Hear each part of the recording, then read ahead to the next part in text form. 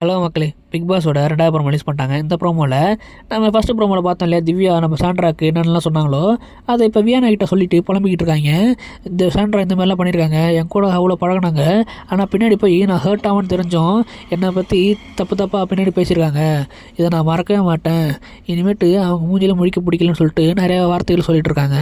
அதேதான் வியானாவும் சொல்றாங்க. அவங்க நல்லா நடிக்கிறாங்க. நடிச்சு இந்த மாதிரி அவங்க மட்டும் தான் குழந்தைங்க, புருஷங்கலாம் இருக்காங்க. நாங்கலாம் அனாதையா அப்படி சொல்லிட்டு வியன்னா கேட்குறாங்க.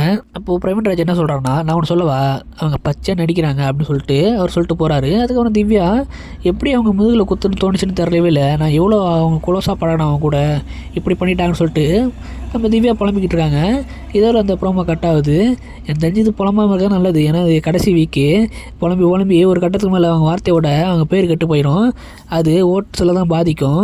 அது வரைக்கும் அவங்க கம்முன்னு இருந்தாலே எனக்கு தெரிஞ்சு அவங்க ஜெயிக்க வாய்ப்பு இருக்குது. ஏன்னா ஆல்ரெடி வினோத் பணப்பேட்டை தூக்கிட்டு வெளியே போயிட்டதா நியூஸ் வந்துக்கிட்டு இருக்குது. அது உண்மையாக இருக்கும் பட்சத்தில் எனக்கு தெரிஞ்சு இவங்க ஜெயிக்கிறதுக்கு தான் வாய்ப்பு இருக்குது. மற்ற யாரும் பெருசாக அந்த அளவுக்கு ஓட்ஸ் வாங்கணும்னு தெரில. எனக்கு தெரிஞ்சு அரோராவையும் சபரியும் கொண்டு வருவாங்க. ஆனால் எனக்கு திவ்யா தான் ஜெயிப்பாங்கன்னு எனக்கு தோணுது. ஏன்னா ஆல்ரெடி அவங்களுக்கு தான் ஃபேன்ஸ் அதிகமாக இருக்காங்க. அது இல்லாமல் பிஆர் டீமும் வெளில வச்சுருக்காங்க. பாப்பா என்ன நடக்குதுன்னு. இந்த மாதிரி நிறைய அப்டேட் தெரிஞ்சுக்க சேனலை சப்ஸ்கிரைப் பண்ணிக்கோங்க. அடுத்த வீடியோவில் பார்க்கலாம்.